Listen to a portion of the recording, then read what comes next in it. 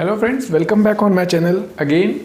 हम लोग आज सेकंड ऑक्सीडाइजिंग एजेंट को लेकर आए हैं। ठीक है, हम लोग बात कर रहे हैं ऑक्सीडाइजिंग एजेंट्स पर।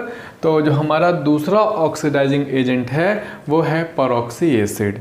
ठीक है, काफ़ी इम्पॉर्टेंट है, एग्ज़ाम में अक्सर सवाल मिल जाएंगे। और ये जो रीजेंट है हमारा, जो एग्ज़ाम के पेपर में आप देखोगे ना तो ये बहुत डरावना सा दिखता है। ठीक है, सवाल को देख के डर जाता है, जो बच्चा होता है, कोई भी स्टूडेंट है वो डर जाता है। और क्योंकि काफ़ी बहुत ही भयानक लगता है कि यार ये क्या दे दिया, थोड़ा अजीब सा है ना। तो बच्चों आज देख लो और एग्ज़ाम में सवाल हो सकता है मिल जाए इस पर। और हम लोग जैसे कि पहले मैंने कहा है कि हम लोग मैकेनिज़्म की बात नहीं करेंगे यहाँ पर, हम लोग यहाँ पर शॉर्ट्स में डिस्कस कर रहे हैं कि कैसे हमारा सवाल एग्ज़ाम में जल्दी से हो जाए। क्योंकि देखो बेटा, मैकेनिज़्म एग्ज़ाम में काम नहीं आएगा, ना ही वहाँ इतना याद रह पाता है। ठीक है, और नीट में वैसे भी बहुत ज़्यादा कॉम्प्लिकेट सवाल नहीं पूछा जाएगा जहाँ पर आपसे मैकेनिज्म, वो जेई एडवांस और जेई की एडवांस की बात होती है जहाँ पर थोड़ा सा जो है अंदर प्रवेश कर जाते हैं, जहाँ पर मैकेनिज्म से सवाल पूछे जाते हैं। तो यहाँ पर मैकेनिज्म का रोल आमतौर पर नीट में नहीं आता है। ठीक है, मतलब रिएक्शंस के अगर आपको रीजन पता है और सीधे प्रोडक्ट बनाने के लिए एग्जाम में आएगा। तो उसी को ध्यान में रखते हुए हम लोग जो है इसको कर रहे हैं आगे। आइए वीडियो को स्टार्ट कर लेते हैं और बिना टाइम गंवाए 3-4-5 मिनट में पढ़ लेते हैं। परऑक्सी एसिड बच्चों कैसा होता है? ऐसा होता है जैसे जो हमारा कार्बोक्सिलिक एसिड होता है उसी का डेरिवेटिव है, उसमें एक ऑक्सीजन एक्स्ट्रा हो गई है ना। जैसे अगर ये ऑक्सीजन नहीं होता तो ये होता कार्बोक्सिलिक एसिड है ना, लेकिन यहाँ पर क्या है, ट्रिपल ऑक्सीजन है। ठीक है, CH3C�OH, वहाँ पर डबल OH होता है। तो ये परऑक्सी एसिड इसको बोल देते हैं। क्या बोल देते हैं? उसको बोलते हैं कार्बोक्सिलिक एसिड, इसको बोलते हैं परऑक्सी एसिड। ठीक है, तो ये 3 एग्जाम्पल हैं जो अक्सर आपको एग्जाम में देखने को मिल जाते हैं। इस तरह से देगा वो रीजेंट, यही रीजेंट है। देखो कितने खतरनाक दिखेंगे, अगर पेपर में आ जाए लगेगा क्या दे दिया है ना। तो थोड़ा सा, और इसको शॉर्ट फॉर्म में MCPBA बोलते हैं, मेटाक्लोरोपर बेंजोइक एसिड है ना, metachloroperbenzoic acid. That's why MCPBA लिख के भी आएगा पेपर में, समझ जाना यही लिखा हुआ है। ठीक है, इससे डरना नहीं है, डरना मना। ये किससे अच्छा ऑक्सीडाइजिंग एजेंट है, ये इस तरह से रिएजेंट लिख के देंगे आपको। जो परऑक्सी एसिड देगा इस तरह का लिख के देगा 3, और मतलब कोई एक दे देगा। और उसके बाद रिएक्शन विद, ये अल्कीन के साथ रिएक्ट कर सकता है और कार्बोनाइल ग्रुप के साथ रिएक्शन करता है, जो आपको पढ़ना है। ठीक है, और एक चीज़ इंपॉर्टेंट बात ये याद रखनी है, इससे पहले जो पढ़ाया था हमने, इससे पहला जब OSO4 था उसमें ये बताया गया था कि 100% सीन एडिशन देता है और ये 100% एंटी एडिशन देता है। ठीक है, और इसमें जो है बच्चों, जो प्रोडक्ट बनेगा वो प्रोडक्ट अल्कीन के साथ, किसके साथ? अल्कीन के साथ पहले तो साइक्लिक ईथर बनाता है।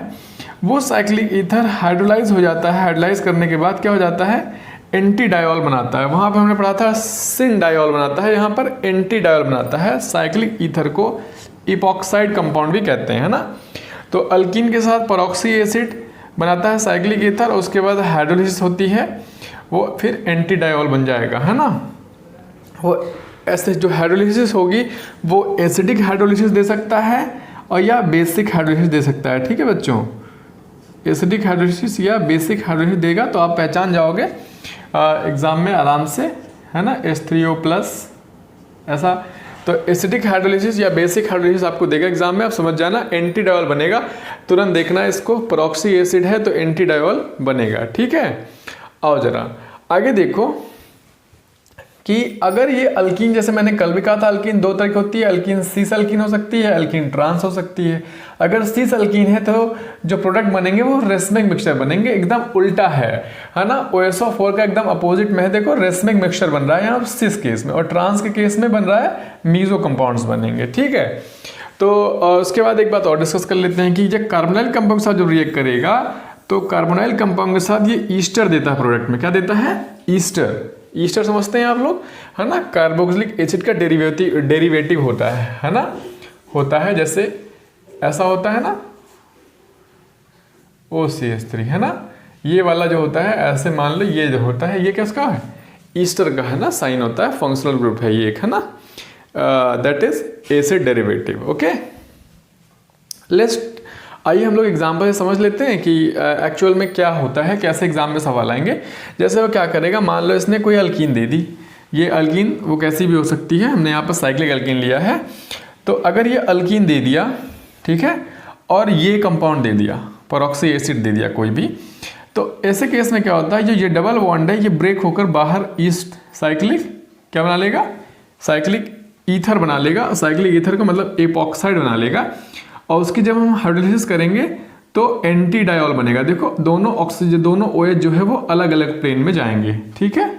इस तरीके से इसमें प्रोडक्ट फॉर्मेशन होता है। इतनी सी बात आपको याद रखनी है कि कोई अल्कीन होगा, परऑक्सी एसिड की प्रेजेंस में साइक्लिक ईथर बनाएगा, साइक्लिक ईथर हाइड्रोलाइज हो जाएगा और बनाएगा एंटी डायोल। इंपॉर्टेंट है बहुत एग्जाम के पॉइंट ऑफ व्यू से, ठीक है। आओ जरा, फिर दूसरा मैंने ये लिया कि मैंने एक जो है कार्बोनाइल कंपाउंड ले लिया, दैट इज कीटोन लिया यहाँ पर। तो कीटोन है तो MCP भी है, वही बात है, MCP भी है, ये दिया हमने। कह रहा है बताओ प्रोडक्ट क्या बनेगा। हमें पता है कि अगर वो कार्बोनाइल ग्रुप लगा है, एल्डिहाइड या कीटोन है, तो वो ईस्टर बनाएगा। क्या बनाएगा, ईस्टर, ठीक है। तो अब जो है एक कन्फ्यूज़न यहाँ पर क्रिएट होगा लोगों के दिमाग में कि यार ये COO यहाँ पे लगा दें, COCH3 या OH जो है, मतलब ईथर वाला जो ऑक्सीजन है वो यहाँ जुड़े। हमने यहाँ जोड़ा, क्यों? एक्चुअल में इधर ऑक्सीजन इसलिए जुड़ता है क्योंकि इधर जुड़ने से ये मोर स्टेबिलिटी गेन करेगा, ठीक है। -I+R इफेक्ट होगा इसका, आराम से इधर ये कॉन्जुगेशन में चला जाएगा, और कॉन्जुगेटेड प्रोडक्ट जो होते हैं वो मोर स्टेबल होते हैं। वहाँ जाने पर कॉन्जुगेशन कम है, इधर जाने पर कॉन्जुगेशन ज़्यादा मिलेगा, इसको करने का मौका काफ़ी ज़्यादा मिल जाएगा। तो कहीं ना कहीं ये ज़्यादा स्टेबिलिटी गेन कर पाएगा। इस वजह से ये वाला ये जो ईस्टर बना है वो ऐसा ईस्टर बना है, ठीक है। समझ के बात को। दूसरा हम लोग देख रहे हैं, वैसे फिर से एग्जांपल लिया मैंने कार्बोनाइल ग्रुप का ही समझाने के लिए। हमने एक ले लिया कोई भी परऑक्सी एसिड, और दूसरे केस में देखें तो ये अब ये ऑक्सीजन यहाँ भी लग सकता था, यहाँ वाले पर भी, लेकिन वो यहाँ नहीं लग के यहाँ लगा। तो एक्चुअल में ऐसा क्यों किया गया, क्योंकि इधर से बनाने वाला जो मोर स्टेबल प्रोडक्ट बनता है, ठीक है, मोर स्टेबल प्रोडक्ट बनता है। तो आपको ऐसा बनाना है बच्चों कि जो हमारा ईस्टर बनेगा, जो नया ऑक्सीजन जोड़ेगा वो उधर जोड़ेगा जिधर +I इफेक्ट ज़्यादा होगा, ठीक है।